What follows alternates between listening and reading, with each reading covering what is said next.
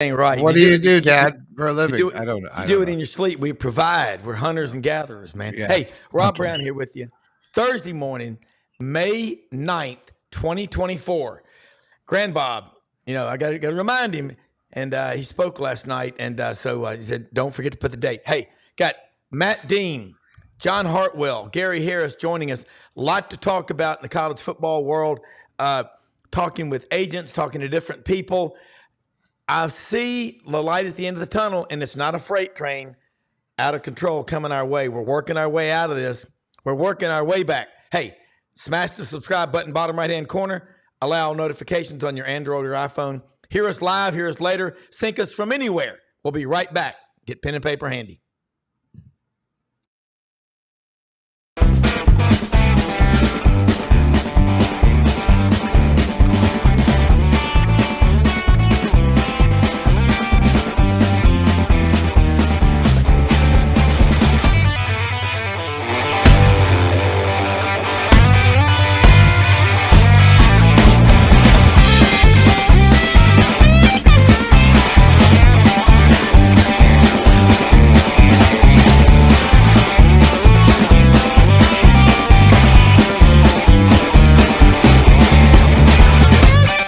Sidelines with Rob Brown.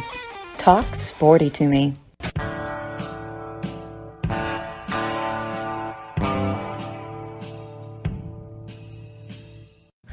All right, man, we are rolling right out of the box, man. 8.5, isn't that what they called it, riding that bull? I think 8 seconds or 8.5. John Hartwell, ULMAD, with us right now. Matt Dean, Associate AD over at Rhodes College in Memphis. Brendan Martin, our executive producer down in Ocala, Florida. And tell you one thing, man, late night TV takes a backseat to late night Weather Channel, Fox Weather Nation, some wild weather all over the South. Tell you one thing, man, pay attention to those warnings. Pay attention, listen up, and always sleep in your tennis shoes if you're under a tornado watch, because if something happens, you got to get up. You better have your shoes. You ain't going to be able to function. A lot is happening, and I'm going to ask both of y'all right off the bat. We're swinging. It blows my mind when people don't understand this, but it's true. You talk to people in traditional fundraising arms at colleges all over the country. They're already talking about these collectives that are everywhere. They're going to just go away because the universities are going to start paying. And it's a different world we live in, but donor fatigue, guys. And I'll start with John. You got people, you got to build brick and mortar. And Houston Nutt was in Memphis at the Touchdown Club Monday night. And he said, all these facilities, we've spent all this money, collectively billions across the country. Recruit comes in with his mom and his dad and his family and his 15 or 20 people in his entourage. Weight room, check. It's great. Stadium, check. Great. Campus, great. Check. Good looking girls everywhere. Check. Cafeteria, check. 2 words before they leave. That's all that matters. How much? Quanta cuesta. John Hartwell. That's why I'm telling you donor fatigue is going to burn out. You can't continue to go back to people over and over and over, especially the same people, if there's no return on investment. That's what I know in my business brain. That's what I know in my sports brain. You and John and Matt are 2 of the smartest people I know. John, I'll start with you. Am I right or wrong? Well, first off, I don't want to speak for Matt, but you need to enlarge your circle of friends. If we're 2 of the smartest people you know, but you're both very smart. He's from Iowa. But yeah, it's we're dealing with it on a daily basis. Last week, when the last couple of days of the portal as it relates to FBS football, in terms of going in and you can say there's not tampering, you can say all that. We had a young man who was an all-league player for us last year who has been a cornerstone, kind of what Coach Vincent is building.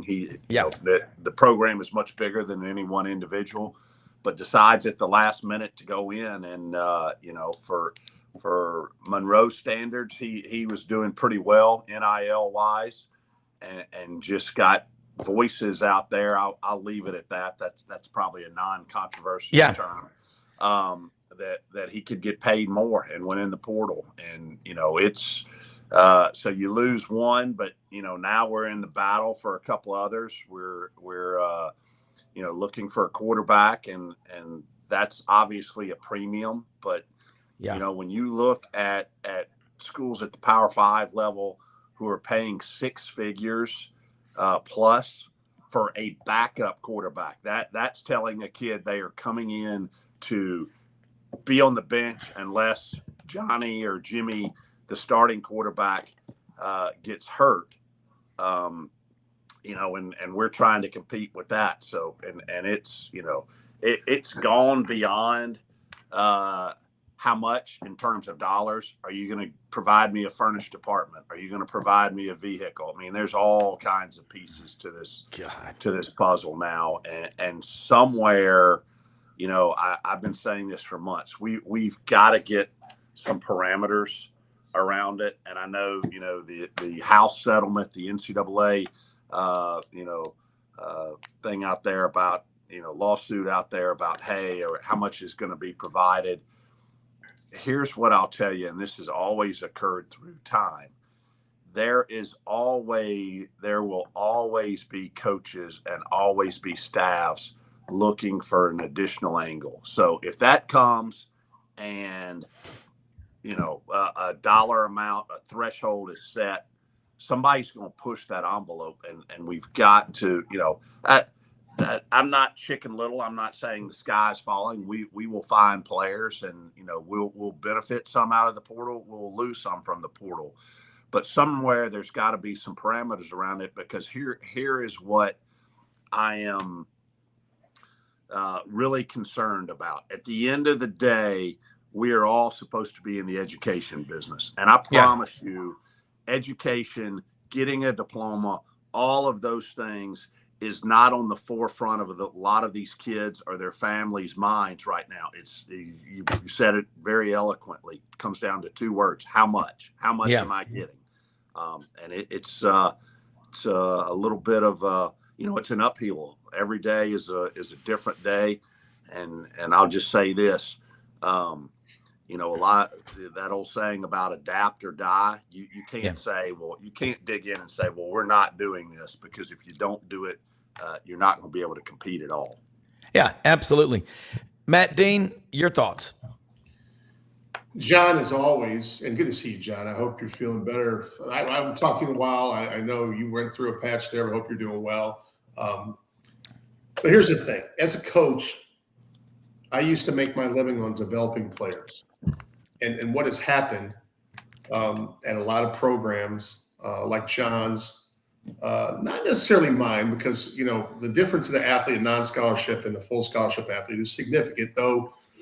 I will tell you, there's a handful of kids that we developed by year 3 that could probably play, not necessarily start, could be a part of John's team's roster in certain regards. But the reality is we're getting shelled on development at places like ULM because coach does his job, kid does their job, and they are getting, in better words, poached to go play somewhere else for a significant amount of money. And in some cases, I'll tell you, yesterday, Iowa just added a backup quarterback, Brendan Sullivan from Northwestern. He will compete with Cade McNamara, who transferred from Michigan when he lost his job to J.J. McCarthy 2 years ago. Yeah. So, and Iowa is behind in the NIL dollar amount. I can tell you that because I have friends that work for the institution and know people on the collectives.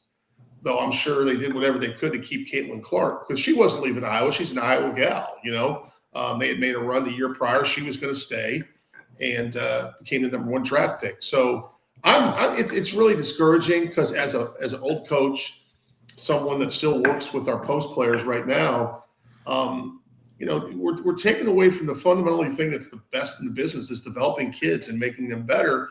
And then by that player that John's referencing, I don't even know his name or whatever, but you're hopeful that senior year, he's an all-conference player, first-team all-conference player, maybe gets a UDFA or a low-round NFL opportunity, and the system works, right? That's the way it worked forever.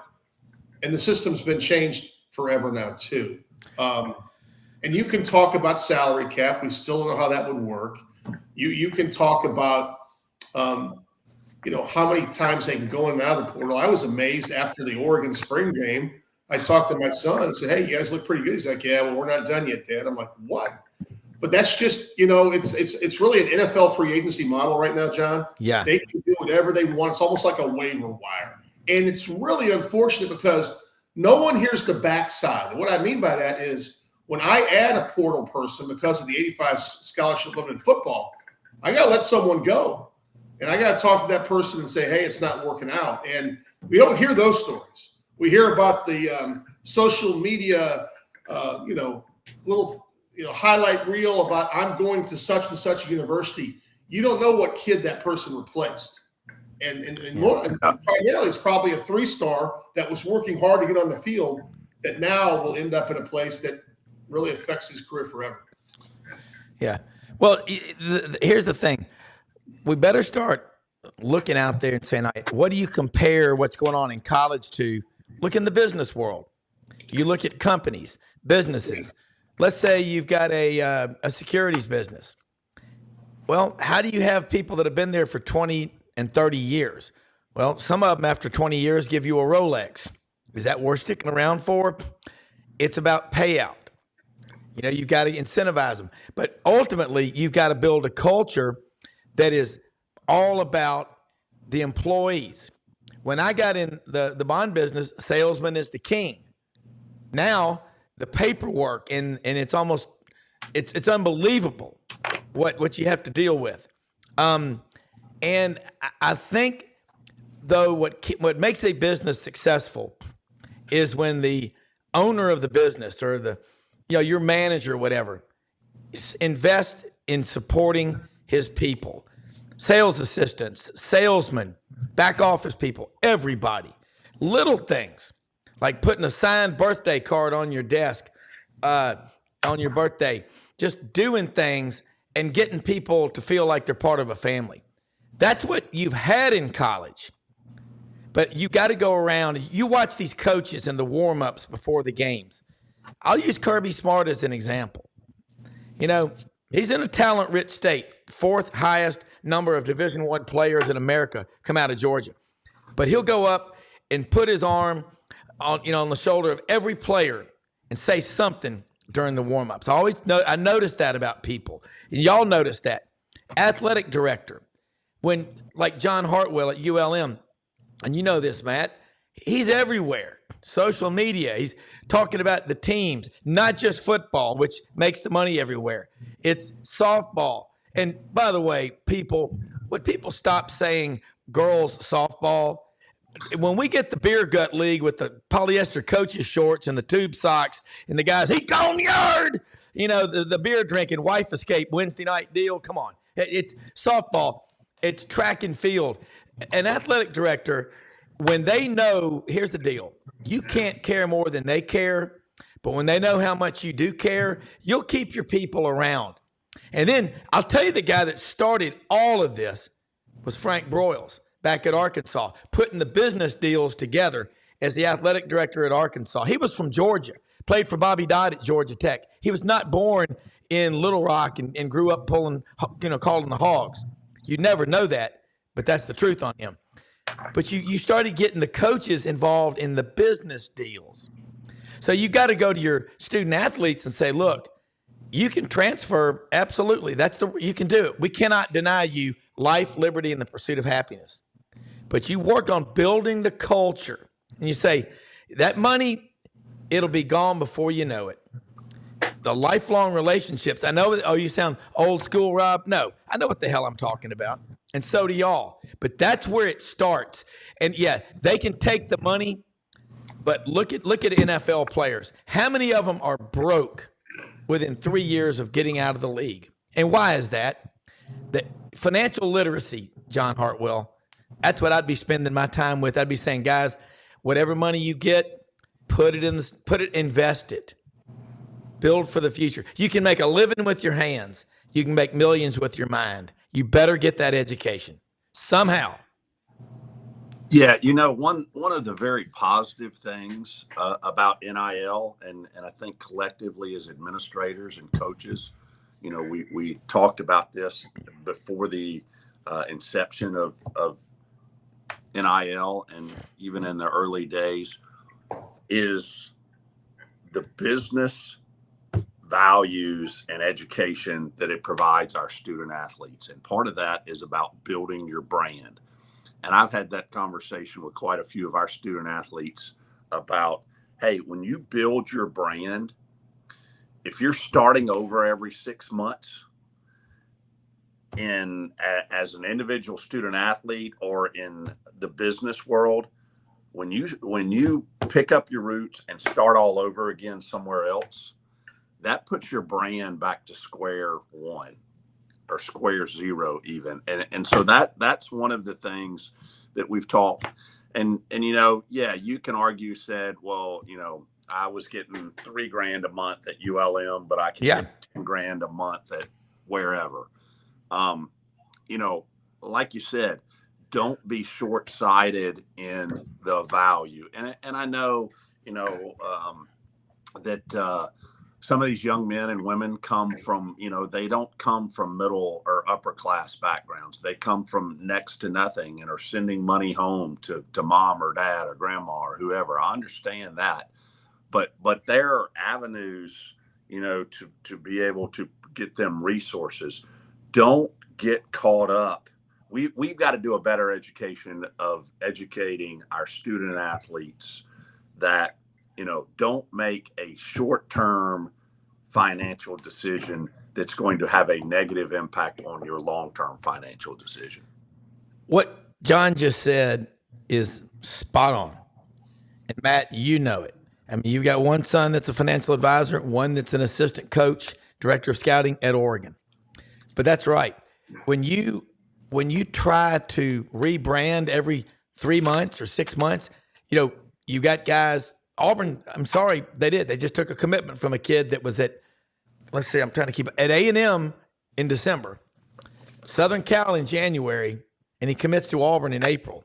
I mean, I hope his, mattress isn't too hard or his pillow's not. It better be soft enough, or the food in the cafeteria in the $7 million wellness center they built at Auburn. Kylie, I don't remember guys with stovepipe hats, chefs making my meals when I was in college. John's right, Matt. Again, you got 27% of your students at Rhodes are student athletes, and they got tough academic standards. But my kids are 23, 25, 28, and 35. They all know how to work. I go, let me tell you something. Don't get fooled by all that. And for a young kid today, the best thing someone like John Hartwell or Matt Dean can do is say, learn how to manage money. Don't let money run your life. You run your money. And Matt, you've got an opportunity to do that. I really think, and I'm seeing these comments from people, it's right. The money will run out. You can't keep going back to people. If the return on investment, that's all people look at. Private equity people, venture capital people, they want a lot of them 15, 20% ROI. Well, if they're giving money for players and they're not winning big, that'll stop. People think cynicism is too rampant, Matt, but the free market will fix this. You watch what happens. In a couple of years, we'll be going, yeah, it was right. People just said it's a fad. I know we got to do it, but kids like Caden Proctor going back to Iowa, taking their money, and then going back to Tuscaloosa. I'm sorry, that's so wrong. I want to throw up. Well, there's a couple things going on here too, guys. I mean, football is a little bit like Major League Baseball before revenue sharing. And let me explain my thought process on that. You say the money's going to run out. The money never ran out for the New York Yankees. The money's not going to run out for Ohio State. It's not going to run out for Georgia. It's not going to run out for Alabama. So I don't disagree with the premise, but let's be real. The money's not going to run out for certain programs here. When you're winning at a high level, people want to get on the bandwagon, even if they weren't on the bandwagon. Now let's move forward to college basketball. This is one area where I think some of the kids are getting smarter. I'm a 3-year starter at a Big Ten school. I know this, and I can't say the kid's name, and I know what's going on monetarily. I become a kid that's 1,000-point scorer, tough two-way player, but the NIL deal there is probably barely 6 figures. But now I can go to an SEC school. I can get 5 times the money because I know I can't, in a 2-round draft, the best I can do is maybe overseas for a few years and maybe bounce back to the league. So I'm going to take that investment. If I'm smart, find me someone that can invest my money like Rob Brown, and I've made a strong decision. Now, you could say, well, Matt, is every kid doing it that way? I don't know. There's no way that's happening, but some are. Some are figuring out that, hey, the reason I have to leave, I know it sounds like I'm not being loyal, but it is a financial decision. I have to go somewhere that wants me now because they can pay me 3 to 5 times my market value if I stay at this like institution and show loyalty. It's actually a sound business decision for the kid. Yeah. No, look, free market capitalism. That's why the Supreme Court's going to, House versus NCAA is going to cost like $4.2 billion is the estimate that it's going to cost the colleges nationwide in the payout. All right, switch topics. Next one. Got to give our man Franz Beard, GatorbaitMedia.com. The guy is, he is writing. He's just pounding out the content. Last night, at 3 o'clock in the morning when the storms were ripping through the South, I'm sure Franz was just writing away. Franz is a modern day Hemingway, William Faulkner, F. Scott Fitzgerald. He's just amazing. All right, best quarterbacks in the SEC. Now think about this. In Georgia's quarterback room, because I asked this question last week, why is the state of Florida not turning out as many superstar quarterbacks as you would think in a population and a talent-rich state like that compared to Texas? He's got Carson Beck, number 1, Quinn Ewers at Texas, number 2, and Brady Cook, Missouri, at number 3. Looking at those guys, Quinn Ewers went to Ohio State for a $1.4 million NIL deal, signed some autographs, won Mullet of the Year in Ohio, came back to Texas because he's from Westlake or South Lake Carroll or whatever, came back to Texas. Brady Cook, I think he's been at Missouri the whole time. Graham Mertz transferred from Wisconsin to Florida, but the other one I was going to say, Carson Beck, Brady Cook, Graham Mertz. Okay, so Carson Beck been at Georgia the whole time, but those quarterbacks, if you don't have a quarterback, John Hartwell, it's like not having a point guard in basketball. Do y'all think 7-on-7 camps and stuff like this are why we also have so few linemen, offensive linemen? They're the hardest thing to find out there on the college landscape, John. Yeah, I think part of it, and NIL is starting to shape this, and I think you'll see it shaped even more over the next few years. Just look at the value, and it mirrors the NFL. Unless you are a very elite lineman, you are going to have trouble making the money that skill position guys do, and it's just it's just a challenge. Now, if genetically you're built to be 6'5", 315, and you're probably not going to be a wideout. No, I don't. Then you're probably going the lineman route. But I think that's part of it, and but I'll also say this, that's the opportunity there. I think you see a bunch of high level offensive and defensive linemen that are probably not your most skilled athletes, but they have worked in that angle and have had young coaches. But I'll also say this, when you've got guys like David Morris at quarterback country, and you know David down there in Mobile, Rob, yeah, has had played at Ole Miss, has had a plethora of pupils that he has tutored in the quarterback room. You don't see that in the offensive or defensive line, and maybe that's a market niche for somebody to get into, to start training kids at a 5th, 6th, 7th grade level about footwork and hands and all of that to be a lineman. I think Willie Anderson, who played at Viger down in Pritchard up in Atlanta, is doing it some. But why not someone like Steve Wallace from Chamblee, who played and won 3 or 4 Super Bowl rings as a starting left tackle for the 49ers and Joe Montana. I'm with you. I mean, there's just not teaching, and we're not seeing the linemen. I mean, now you've got 16 in the SEC.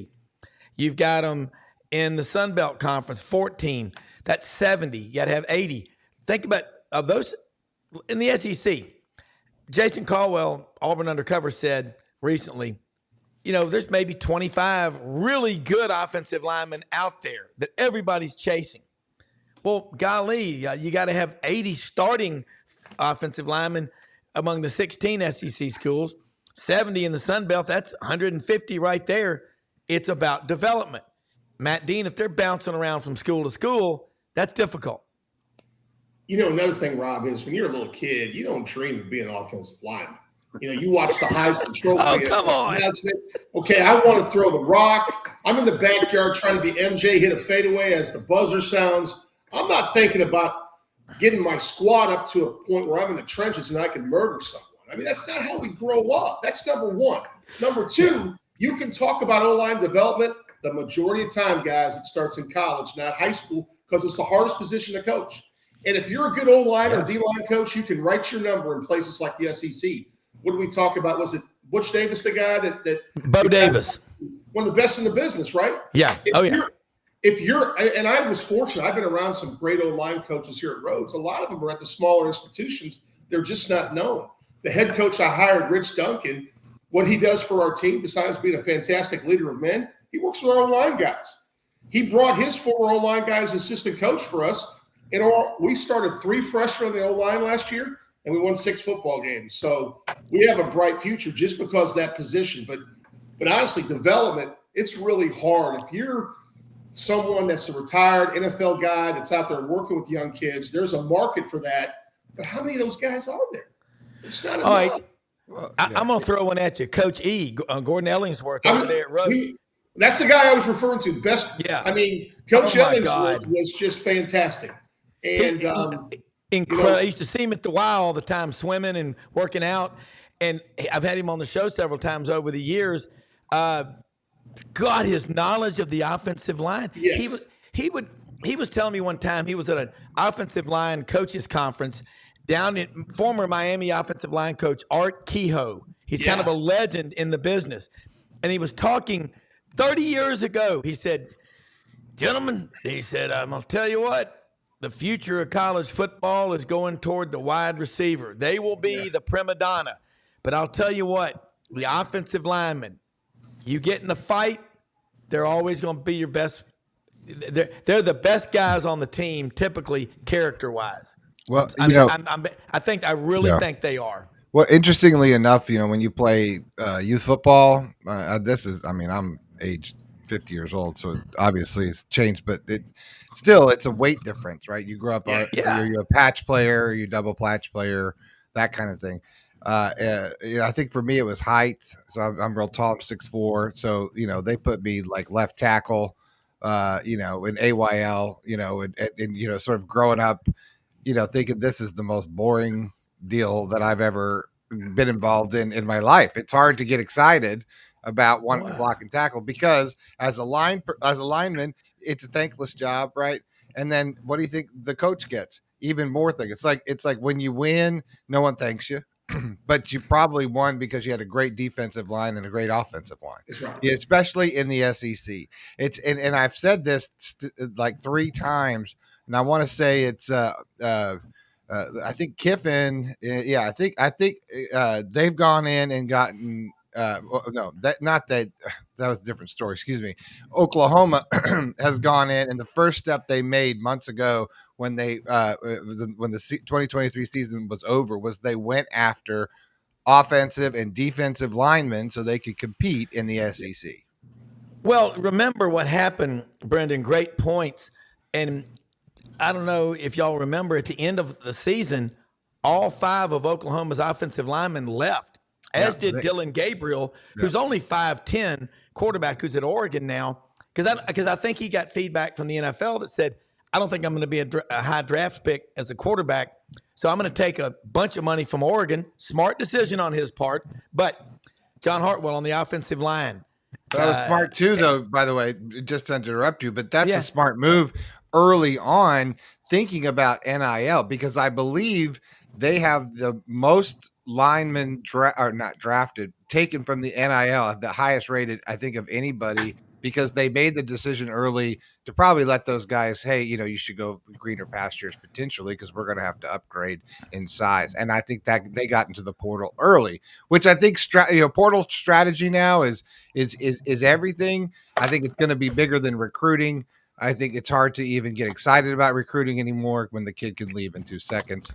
Yeah. I think that whole major multi-million-dollar industry is going to shift to like the NIL watch or what's happening. Happening in the transfer portal. John, sorry, I didn't mean to interrupt you there. Yeah, no problem. Well, I'll give you a perfect example of this. I was talking to a Power 5 coordinator the other day who's a friend of mine, talking about, and he just left one program, went to another, but talking about how they are handling the transfer portal from a recruiting standpoint. So, and this tells you again about the staff sizes, and I know Matt can talk to this with his son, but each staff member had 26 staff members who had a responsibility every week to watch the entire game footage of 5 teams, 5 FBS teams every week during the season, not knowing, anything about who may be in the transfer portal, but they have, information just like huddle tape on high school kids. They have the same thing on every kid on an FBS roster, and certain kids at the FCS level too. So, I mean, that just tells you how recruiting has shifted. And when you talk about a staff, a football staff having 40, 50 people, well, there's a significant amount of time being taken up by scouting their like FBS teams, just looking for potentials in the transfer portal. Yeah. Right. Great point. And I tell you what, on Thursdays, and especially this time of year, this is a great chance because it's hard during season to take these questions. But I like Don Scruggs. Do you guys feel do y'all feel that coaching up a player is still valued in recruitment? We spend so much in coaching. Do they even care? I'll take a stab at it. I believe that we talked about Bo Davis, his great time at Alabama, then at Texas, and the defensive line for Texas last year. They had the Outland Trophy winner, the big defensive lineman Trevon Sweat, and they had 3 or 4 games where their defensive line just look what they did to Alabama. I mean, they got back there and got hold of Jalen Milroe a bunch, made his life miserable that night. And Bo Davis is now at LSU.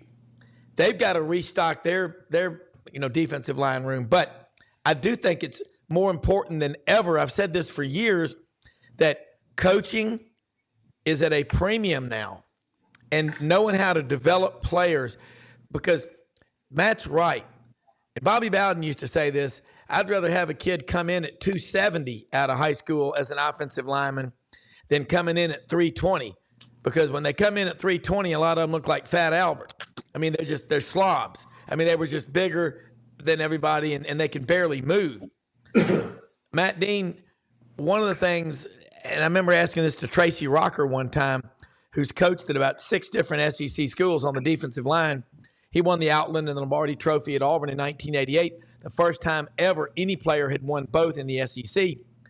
He said the number one thing you got to do with kids coming out of high school when they get to college is coach them your way, because they've grown up sitting in front of the air conditioning, being coddled, being driven around. He goes, when we grew up, you and I are the same age, Rob. He said, we were outside playing all the time.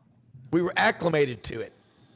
And I think it's something to really think about, Matt Dean. And I want you to answer that real quick, Matt, and then Gary Harris from WVUA TV 23 and Tide 100.9 in Tuscaloosa will jump in this conversation. But it was Bo Davis, not Butch Davis, former coach, but No. I'm just saying it's that big a deal, Matt Dean. I think coaching and development's everything. Well, it's interesting, and Gary can probably allude to this. I saw, the only reason I know this happened because I saw the quote from the player, but I think the DB from Alabama, Peyton Woodward, left to go to Oregon this past week. And one of the things he referenced as a rationale was, he really loved Saban's style of defense. And I think it was more nickel used or whatever you want to call it because Saban's a DB guy. And that's one of the things that sold him on going to Oregon was just how they played defense. And no knock on the current staff, Alabama. That was a kid's decision on – I don't think it was a money thing because you're not going to beat Bama in NIL situations. But I think it was a style of play thing. And I think that happens a lot. It's why kids end up at certain places. And it's also why kids leave when their head coach leaves or retires. Yeah, Gary Harris, I guess he was talking about maybe Caleb Downs, whatever, but player development. That first draft, April of 2008, no players from Alabama taken. Since then, it's like 151 with almost 50 first-round players. Someone like Quinnen Williams. I remember talking to Pat Dye Jr., who's a sports agent in Atlanta, and he said, someone asked him about Quinnen Williams, and his first reaction was, Quinnen who? And he said he hadn't played much. Marcel Darius, I think he played in 9 games, but he made that $1 million hit on Colt McCoy in the national championship. That's player development, isn't it? I mean, what Nick Saban did at Alabama was he worked those guys and got them to buy in. And as soon as he left, I mean, some of them left, but some of them are going to be processed anyway. But I think it's more of a premium than it's ever been. Well, getting back to 08 and 09 when he kind of was establishing the program, it was just such a different time. And yeah, occasionally you'd have a guy leave. I mean, they would go and decide to transfer and sit out the year and go somewhere else. But for the most part, when you recruited and signed a guy out of high school, which was going to be 99% of the way Nick Saban did it, he might every now and then get a junior college guy to plug in. But basically, high school recruits, you knew that you were going to have them for a minimum of 3 years, sometimes 4, sometimes 5, and there really wasn't as many options for them, so you could develop them.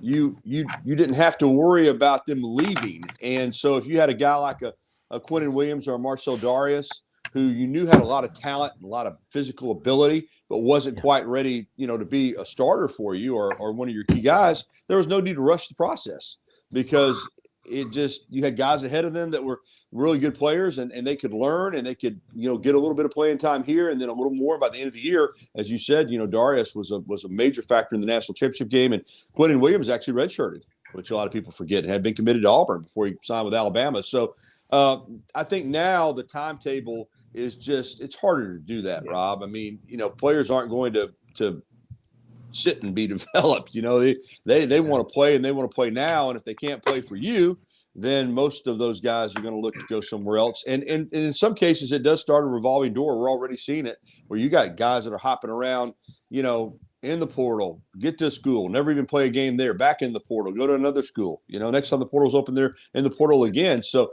I fear that not only are you losing the opportunity to develop players are losing the opportunity to be developed in some cases because, every now and then you got to get somewhere and you just got to hang in. I think that's why you're seeing a lot of the top tier schools, whether it's basketball or football, recruiting now from lower or portal recruiting from lower level schools because those guys that didn't have as much attention coming out of high school went somewhere, played 2 or 3 years. Kalen DeBoer, were developed, pedigree, and now they're ready to Washington, step into a major program in with a short experience time and are period. ready to go. Hugh Freeze, John Hartwell, I know you've got to jump off here in just a minute, but I agree with him what he said about development. And Nick Saban made some very fortuitous comments. I think he's the canary in the coal mine about a lot of these kids that are coming into the NFL, they're not developed like they used to be.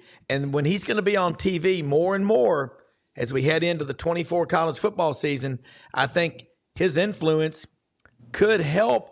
And if he's saying, and we need the NFL, we need people like, Jim Nagy, executive director of the Mobile Reese's Senior Bowl, to say stuff like that, because John Hartwell, it takes a lot of time to develop a lawyer. Would you want someone to represent you in court in the trial that you're on trial for murder? Some guy who got out of law school last week? No, not at all. And I think this goes back to our point we were talking about earlier you know, making sure that these student athletes have wise counsel, if you will, for lack of a better term, in making transfer decisions, and not just saying, oh gosh, you know, I'm getting 50,000 in NIL money here, but I'm gonna get $100,000 at the next place. Look at the track record. Look back to that. You know, this goes back to the coaching component. I do think that you know, there are a very, very small portion of kids out there who have the raw talent that it doesn't matter who coaches them, they're going to be in the NFL. But the vast majority of kids who are going to be NFL players are going to have been developed in that 18 to 22, 23-year-old time frame. And if you have 4 different offensive line coaches with 4 different techniques, probably the end result may not be the greatest thing. But if you're with an offensive line guru, maybe sticking it out at the same place for 3 years so you can develop, gives you a much better opportunity. The other point I would make here is, again, you know, if you've got an offensive lineman here at ULM and they're being recruited to Alabama or Ohio State or wherever, well, be careful that you're not being recruited to be, you know, a 10 down a game player as opposed to an everyday player. Yeah. Because you're not getting as many game snaps. You're not getting as much film. And oh, by the way, in practice, and although there's an O-line coach and maybe a couple of assistants that help out, you're not getting the day-to-day instruction. And I think that's really important when you look at long-term career.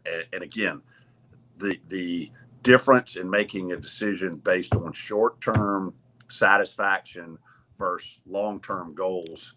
You know, a lot of times 18, 19, 20-year-old kid does not have the wherewithal themselves or have the support system that helps them make the wisest of decisions. Yeah, and I know my nephew, when he graduated from law school at the University of Memphis, he's Virginia Tech, got a master's in accounting. It was like, you stay in Memphis or go back to Roanoke, Virginia, where he's from. Well, he had an opportunity, got an offer from the top estate planning attorney in the state of Virginia and M&A work as well, who said, come up here, I'll mentor you and I'll build you. 6 years later, my nephew Ben is still there. Damn proud of him. Hardcore. His dad played college football for Virginia Tech. You got to have help. John, let people, I know you got to go. I want to keep you on schedule. How can they keep up with you, follow you, and listen to what you have to say? As always, really appreciate your time being on with us every week. We love it. Yeah, great to be here. Busy weekend here in Monroe. We are hosting the Sun Belt Conference Track and Field Championships, which crank up here in about an hour and 45 minutes. Got graduation this weekend. A lot of positive things going on. You can follow all things Warhawk Sports at ulmwarhawks.com. My Twitter, John_Hartwell. And guys, as always, enjoyed being on with y'all. And everybody have a great Thursday. I'll talk to you later today, man. Thank you. Gary, and I'm going to say this too. Let me apologize to Don Scruggs, one of our viewers, because he had said, do you guys feel? And I said, do y'all feel? And he goes, born and raised in UGA country. My bad for getting my upbringing. I'm kidding with you, Don. I just want to make sure you know that. But I love all y'all. Matt Dean, you're from Iowa. Do they say y'all up there in Iowa very much? Come man, clean I hadn't with us, heard y'all till I moved here in 1991. It was like a culture shock. And when I went back up there, the following summer, I was fixing and fitting and all this other good stuff. And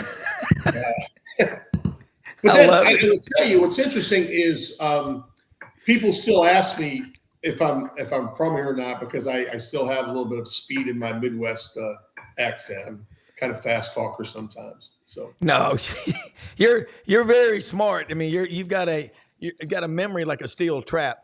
Gary, I want to throw it back to you and then to Matt. Talking about the NFL draft, it was weird. We had no linebackers, no running backs or safeties taken in the first round. What's that telling you about the current landscape of college football? Well, the priority is offense, and offense with the modern rules, you used to say defense wins games, but now offense can win games too. You see games where it's 42-38. And the premium obviously is on the quarterback. You either, what I read was true, you either are a team that has a quarterback or you're a team that's looking for one. And 6 quarterbacks in the top 12 picks. Now, we didn't have another one taken for a long time, but still 6 QBs in the top 12 picks. And as you said, not very much of a run on defensive players at all. I don't think a defensive player was taken until pick 17. Or it might have been a little before that. But anyway, somewhere in that range. And that's just the modern game. It is what it is. Someone sent me a clip from YouTube the other day, and it was the 1977 Open at NFL Today on CBS. A great show with Musburger and Jimmy the Greek and what was her name from Kentucky? Phyllis George. Irv Cross. Well, anyway, the Open, guys, I'll have to send it to you because I used to love that show. I mean, that's how I started. Sunday before you watch the NFL, you watch the pregame shows, and NFL Today on CBS was the most popular. And in the Open, the guy said every one of these hits would be illegal today, and he was not kidding. And not only were they not illegal, they were what they used to promote the National Football League. I mean, you're talking about clotheslines. You're talking about forearm shivers. I mean, you're talking about kicking. They showed a guy kicking a guy when he's on the ground. That's the way you promoted the game. You promoted the game by being mean and nasty and aggressive, and defensive football ruled the day. And that's why Don Coryell with, Air Coryell with the Chargers, was so first the Cardinals and then the Chargers was so cutting edge because he had an offensive first philosophy. But the game is about offense now. Listen, there are still pockets where with a team like the Baltimore Ravens, a few others that they're going to play a different kind of more of a grinded out football. But most of these teams are playing air it out. All right, it's 35 to 24 late in the third quarter, but we don't care. We're down 11, nothing. We can score 3 touchdowns in the fourth quarter. I just think that's where the game's at. Yeah, and we had 8 offensive tackles drafted in the first round. That's the most in NFL history. Matt Dean, that says a lot right there as well. Well, if you're going to draft those quarterbacks, you better protect them, right? That's number one. Number two is, at being a Chicago Bears fan at 9, I really thought we were going to take Dallas Turner at 9 because we had added Montez Sweat last year, another edge rusher. But then when Rome Odunze fell and you took Caleb Williams at 1, you're kind of pressured to give him an extra weapon for the future. And I think sometimes position of need is really what things NFL scouts and GMs look at. And I will also tell you this, Bo Nix, I said for months, was a Drew Brees comp. I really felt that way. And for Sean Payton to get him at 12, I think that's a good fit. Now, I don't know if he's going to have a Drew Brees type career, but if you look at the offensive tackles, in today's game, if you're going to throw the ball, you got to have a little extra time. And what hurt the Bears, and you look at the plight of Justin Fields, who had a great career at Ohio State. He did not always throw to anticipation. And a lot of his plays were made, the terminology is off platform, right? Well, I call it out of the pocket, whatever you want to call it. And he was a great runner of the quarterback position. I thought he was a little bit like Lamar Jackson, but the difference is Baltimore won games, Chicago did not. So therefore, Justin Fields goes away and they try to draft someone else to get it right at the quarterback position. But like we talked about in an earlier segment, if you don't have the trenches right, if you don't have the defense right, if you don't have the right play caller, the quarterback, there's a stat out there, guys. Most of the time, most of these guys, of those 6, to be successful? I mean, look at what the Falcons did. They spent $100 million guaranteed plus on Kirk Cousins, and they drafted Michael Penix Jr. at number 8. Yeah. Yeah. How many lives does a cat have? 9, 10? How many careers does Kirk Cousins have, Gary Harrison? His agent. His agent's the greatest agent in professional sports. I mean, and I'm not saying he's not good, but man, he has been. Kirk Cousins came out of Michigan State. What was he taking in what round? I don't even remember. Gary? You know, he's been around long enough that he played against Alabama in the bowl game in Florida after the 2010 season when Michigan State was 11-1 and Alabama was 10-3. The great line that came out of that game was Sal Sinceri, who I got to be pretty good friends with. Yeah. The old school football coach after the game. You know, Alabama absolutely destroyed Kirk Cousins in that game. I mean, they beat him to death. And that was the year after the national championship, and they had lost to LSU and to Auburn and one more. But after the game, it was whatever the final was, 38-6 or whatever it was, and one of the Michigan State assistants came over. South Carolina was the other one. Yeah. With Stephen Garcia game, and the Michigan State said, "Congratulations, good game, Sal. How in the heck did y'all lose 3 games?" And didn't say heck, of course, coaching lingo. And Sal said, "Well, I got a question for you. How in the blank did y'all win 11?" Hey, but Kirk Cousins was in that game. But to get back to Kirk Cousins, I thought that was a funny story. And if you know Sal, it wasn't heck or hell. It was another word. But he's a good quarterback, and the fact that he's only won one playoff game, I think, is mind-boggling, like you said, for the kind of money he's getting. But the Falcons, they were desperate for a quarterback. He was there to get back to what Matt was talking about with drafting Penix Jr. I still don't get it. And I think Michael Penix Jr. is a first-round talent. He's a first-round quarterback. Yes. But I just don't understand the logic. Talking with some people there in Atlanta, there was one guy who follows that team very closely and he runs in money circles, so maybe he's right. He said that he was told it was Arthur Blank's pick, that was Arthur Blank's pick. So I don't know that, but it just does not add up that you sign a quarterback, you guarantee him, what is it, either $90 to $100 million, and you're going to sit Penix Jr., who's on a rookie deal, so that unless it goes south with Cousins, which you don't want, he's going to be sitting there not playing. So by the time you're going to play him, first of all, he's one of these guys that's 23 or 24 years old. The rookie contract's going to be expiring, and then you're going to have to pay him. And will you even know what he's capable of doing? I still don't understand it. Well, it's interesting in Atlanta. Unless Cousins gets hurt, and then you got a quarterback, I guess. That's it. Yeah. And I mean, Michael Penix Jr. from Tampa, I think he went to Catholic high school, if I'm not mistaken. Or maybe some Plant City, but I think he was from Tampa. But I know he signed with Indiana, went to Washington. He was really banged up in that national championship game. That was a sad scene when he was coming off the field by himself, going into the tunnel. I think he had some broken ribs, but he's a tough kid. I mean, that's football.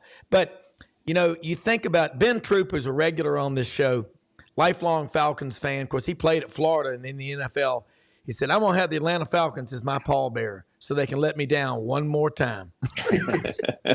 And everybody I know in Atlanta, I know a lot of people over there, they're Falcons fans. I'm like, you knew Job, didn't you? I mean, it's just, you got to. Well, I like to say, nobody can snatch defeat from the jaws of victory better than the Atlanta Falcons now.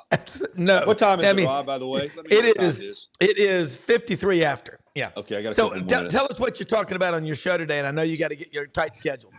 Well, we're going to go down to Louisiana and talk to a sportscaster down there about the upcoming Alabama-LSU baseball series, that epic Alabama-LSU softball game yesterday, and then, of course,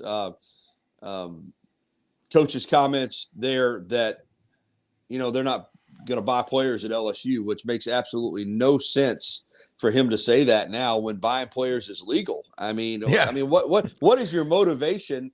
Now, if you don't want to pay, if you've got a defensive tackle that's asking $1.2 million and you don't want to pay that much for him, that's one thing. But to come out and say, well, we're not going to get into buying players, that just I can't quite figure out. And we know Brian Kelly's a good football coach and smart, but I think a lot of people are trying to figure out what was the motivation behind that. Okay, we're not going to pay players; they're going to come here just because they want to play at LSU. I don't get it. So we're going to discuss that, and also we'll talk with Jeff Spiegel from over in Birmingham. So that's coming up at 9:00. Love your show. Gary, I love your energy, but more than anything, I love you're the local. You know what's going on in Tuscaloosa, and you do a great job, you and Rodney Orr, Tider Insider TV, and always love having you on. You are always jacked up, pumped up, and in a good mood. You don't need coffee. So see you next week. I don't drink it. Hey, thanks, guys. Okay, see you later. Take care. Right. You bet. Bye. Hey, Matt, what Gary's talking about the LSU thing. Brian Kelly made comments yesterday, and people, okay, let's use it as an example. in the instant media that we have now, people saw a comment a few weeks ago. It was on Twitter. Twix is what I call it, combination of Twitter and X. Jerry Jones was on there, and someone had you can Photoshop and do anything you want. Jerry Jones, I'll pay any basketball commitment at Kentucky if he'll come to Arkansas, double the money. He didn't say that. We asked Dudley Dawson, Hogville.net, who was on yesterday's show. He said, no, he did not. He just said, he's saying he wants to support Arkansas. Right. That's what people need to understand. And people are misquoted and things are taken out of context. Just like you better, 1986 at Reykjavik, Iceland, when Reagan met with Gorbachev down there at the gazebo, he said, how did the meeting with Mr. Gorbachev go? He said, well, trust but verify was the message. Got to be very careful what you forward to somebody because, boy, it's like you can be made a fool quickly. Well, as a Arkansas grad, and that's where he went when he hired his first football coach for the Cowboys with Jimmy Johnson, his former teammate. Yep. Of course, he's going to support Arkansas, and he probably loves the hire of Calipari, and he probably loved Musselman when they were doing really well, and then things kind of blew up. Eric went back to the West Coast, and I think all of us were a little shocked when Arkansas pulled Calipari there, But what a great hire for Arkansas. I saw where they get another commitment. I think yesterday, one of Cal's players follow him over there. I think it was Therio. I heard DJ Wagner maybe next. I'm not sure. But, when you remember this, when Calipari was in Memphis, how electric was this city? It was electric. And then when he left, never want to see him again, right? But he kind of wears out his welcome over time. And that's what kind of happened up at Kentucky. Coach Cal was the master of the early on one and dones, right? But he also proved it's really hard to win multiple national championships with that philosophy too, because I can make an argument the 22, 23-year-old fifth-year senior is a man. And they can guard that 5-star 18-year-old. You know what I'm saying? So yes. I just think we've learned a lot from Cal. It'll be interesting. This is probably his last run, wouldn't you say? I mean, in terms of he's not that old, but I think he just wants to prove.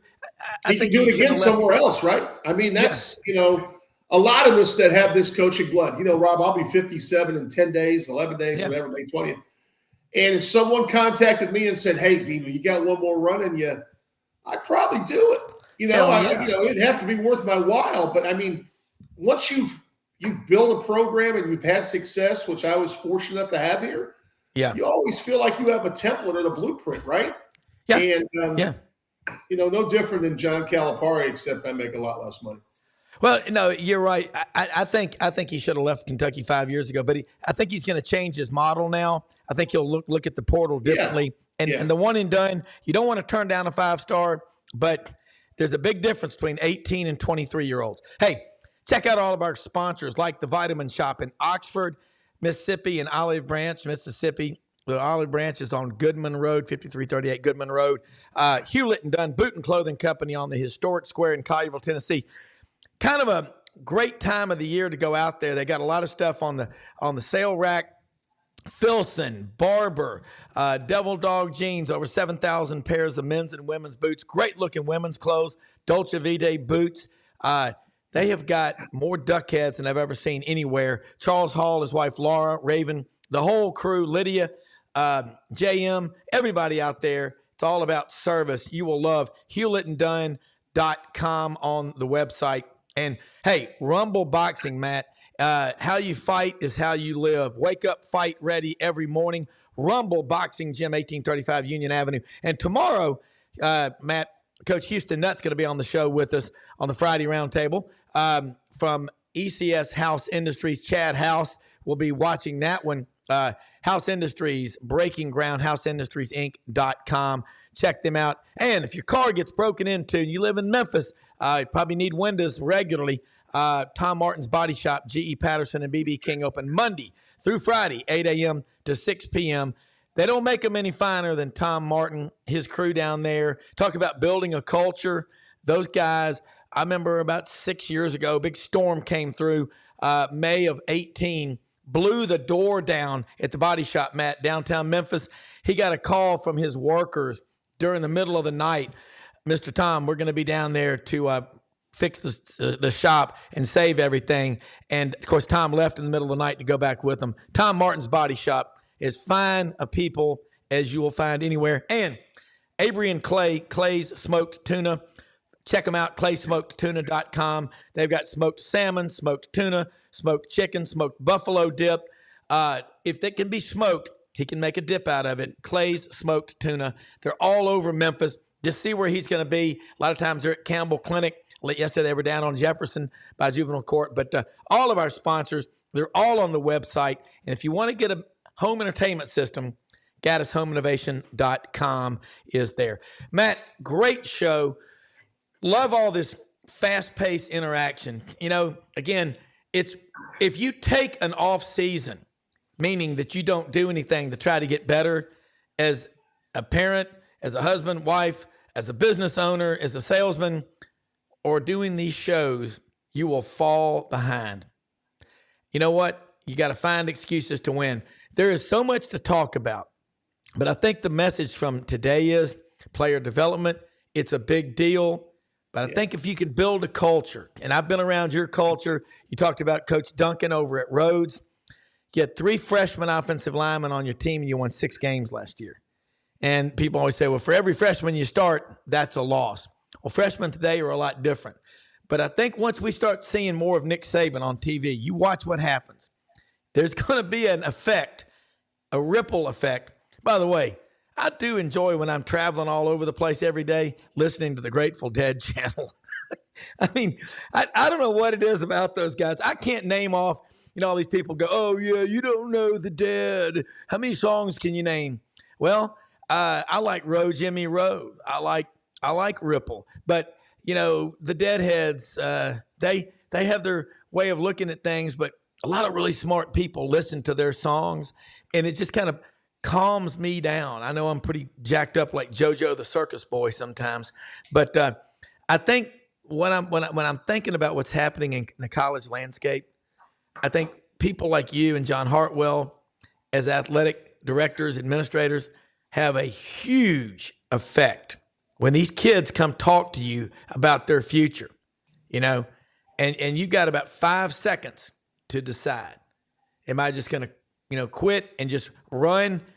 John Hartwell, if you got to rebrand yourself every 6 months, that's a problem. But you can't do that. But the Grateful Dead, I'll just say this. Michael Sagg, our musicologist, my friend, it's almost bluegrass. It's a combination of bluegrass and wild ass. They were geniuses. There's just certain groups that are, but I use the term ripple effect a lot. But staying power, branding, that's a brand. Jerry Garcia died almost 30 years ago, and he's everywhere. Well, you think about in sports, Matt Dean, the number of student athletes that stuck it out with you, that wanted to quit, that are now successful in whatever field they chose. I think you need to start having people, hell, I'll do it. I'll go talk to them about financial literacy. And I'll show them every client I have that has a lot of money, and none of them have ever pulled up in a Bentley or a Rolls Royce or a Lamborghini. Never. The people with $50, $100 million, they're driving a 10-year-old F-150 or, an SUV or an old Buick station wagon or something like that. Matt Dean, lot to think about. But your closing comments, and let me just say this. Most often we see the face of Christ in the least among us. We are the greatest country in the history of the world. It's your decision when you get up every day how you're going to live your day. Don't let other people walk through your mind with their dirty feet. That's what Gandhi said. Think about what that means. But Matt, love having you on this show. Your energy, your wit, and your wisdom, and your Midwestern practicality are unmatched anywhere in the free world. Rob, I work for a Hall of Fame coach, Coach Herb Hilgeman, rest his soul. And every day he said, we're going to get better every day. We're going to get a little bit better every day. And that's the way I try to approach my life. And One of the thoughts, Rob, quickly hearing you talk about financial literacy, with your relationship with Dr. Hargraves in Memphis, you should offer it up to some of those athletes over there, because I'll tell you what, they can need the help. But it's always a pleasure, Rob. Enjoyed it. And until next time, keep developing. Yeah. We'll be talking, but and the thing about it is, and I love the comments from the people. People send in as many comments as you want, because I love this time of year. It's a lot easier to answer questions and everything like that. But tell your friends, families, and neighbors about this show. Listen live. Sync us in your truck, your boat, your airplane, possibly at work. During lunch, of course, not to take away from production, but you can hear us live, YouTube and Facebook, and check out the Buddy Martin Show tonight, 9 p.m. Eastern, live on YouTube on the SEC Sidelines Sports Network and SECU channel. Till tomorrow, we're out of here. Thanks, everybody.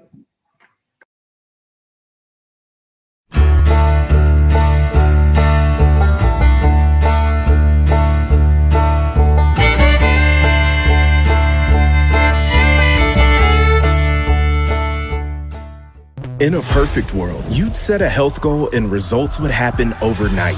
In this world, the real world, it takes time, dedication, and the right support to achieve your best self. The Vitamin Shop's health enthusiasts are here to make sure you're not wasting a single moment on the wrong supplements. From the highest quality sports nutrition and superfoods to the most sought after trends, you'll find a huge variety of science-backed solutions for every goal. And the people to help guide you along the path to greatness. Unbelievably, every 2 minutes in our communities, a child is either bought or sold for sex. I am Ari Dickey, board member for the Nashville Anti-Human Trafficking Coalition. Join me and millions of others in our fight against human trafficking and for its victims by helping to educate the most vulnerable among us, our middle and high school students. Go to nhtcoalition.org, become a partner, and help keep our families safe, because none of God's children are for sale.